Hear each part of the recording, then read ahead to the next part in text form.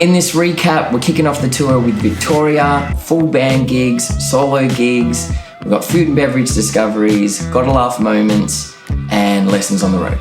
Our first gig, live at the Bondi, it was an early start, 3:30 in the morning, and Zach came in from Germany.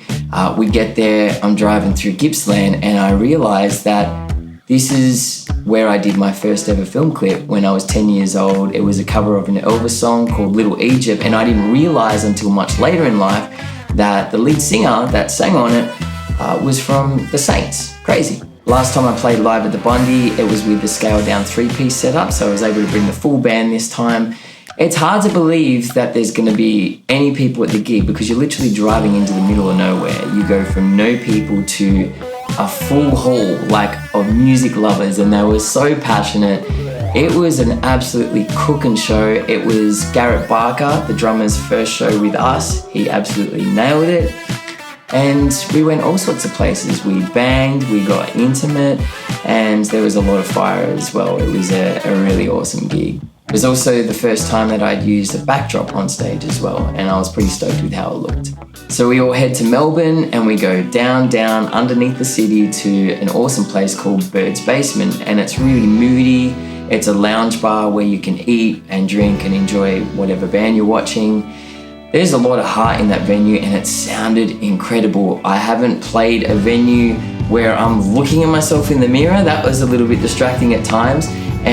But I actually enjoyed the layout because it forced me to have to be really open. I felt so free up there on that stage, and I ended up bringing up a guest, Hamish Anderson. We've been in touch for, 3 or 4 years, and it's the first time I've met him in person. So to have him up on stage, rocking out, Man on Fire, and we're trading licks as well, and it kind of gave me the boogie side of Keith Richards. And you can tell that we grew up listening to the same stuff as well. It was an absolute privilege having him up on stage with me. I love that venue because you feel kind of isolated from the world around you, so it forces you to have to be there, connect with the music and the people around you. It was hard to get people up off their butts though, because those lounges I know were so comfortable, but with much persuasion, I think I literally said at the end, hey, you guys have got to get up anyway because you got to leave, right? Because it was the last song, and then they're up and they're having fun, and it was such a cool night. I loved it. So I say goodbye to the band and head off to Ballarat Blues Festival. I run into some old friends, so Wilbur Wild and Darren the drummer from Hey Hey It's Saturday, along with Jimmy Hocking from the Screaming Jets, and had some great conversations, good wisdoms from those guys, and smashed out a 25-minute long solo set. It was so quick. I mean, I left just going, well, I'm warmed up now. Now what are we going to do? But awesome crowd. They were also seated, and at times it really felt like I was playing in front of a still image. You have to remind yourself as a performer that just because people are not moving, it doesn't mean they're not enjoying it. And the sign is what happens in between the songs. And they were a very, very active and connected crowd. 5 Gotta Laugh moments. First, there's a misprint on the worksheet. Stage time, really crucial information. 20 minutes before I'm supposed to be on stage, I decided to go back to the accommodation, have a lie down, pre-stage, meditation, whatever, and I get a text saying, I'll see you on stage, 3:30. I'm like, what? I was tranced out on adrenaline getting back there. I think I woke up from that trance up in the head when I got up on stage, because I had this moment like, whoa, I'm on stage, there are people here, I gotta perform. But I suppose the flip side is there's no time to be nervous when that happens, right? 2, at Bird's Basement, I kept hearing this noise that sounded like somebody was having an orgasm in the crowd. Check this out.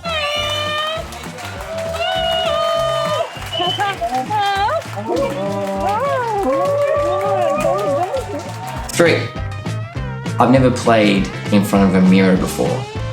It's distracting to look at myself. When I'm looking straight ahead, I'm seeing myself. I'm like, do I move like that? Do I pull that facial expression? I had to just block it out. And I apologize if you were in the front row and you felt my eyes staring intently at you. It's just because I didn't want to look at myself. 4, I got tased. Yep, I got tased, zzz. So one of my favorites, on Twitch, there's this in-joke, and she always says, when I see you, I'm gonna tase you, right? And I say, well, when I see you, I'm gonna give you a big hug, because she's not a hugger, right? So I give her a hug, and I feel this is like, you fucking just tased me. That's a proper tase. 5, I can't say this one out loud, but in between songs, I hear somebody say this. My girlfriend's from Kenya, and she says that white people don't dance. Let's prove her wrong. What am I supposed to say on stage to that? Hurry up and start the next song, please. Favorite food and bev discoveries on tour. Ballarat had this place called Itinerant Spritz. It's located near Ballarat train station. It's only been open a year, so it really felt like we discovered something. We went there on a quiet Sunday night to enjoy some drinks at the end of the run of gigs. Beautiful location, awesome vibe. I've never been to a place like that, and they have a really great relationship with various charities as well. Their cocktails were sensational, the food was sensational, the atmosphere and the staff were incredible. A really awesome place to go to. La Espresso was a really cool place to have some breakfast. It had some vinyl and CDs, beautiful food, and the staff were really welcoming as well. So our flight gets cancelled and we have to stay another night in Melbourne, and we discover this hotel in Prahran called the Cullen Art Series, which has got art all over the walls and all these quirky decorations. Really sexy room and under $200. Monday night, yeah, but it's definitely a silver lining for a flight getting cancelled.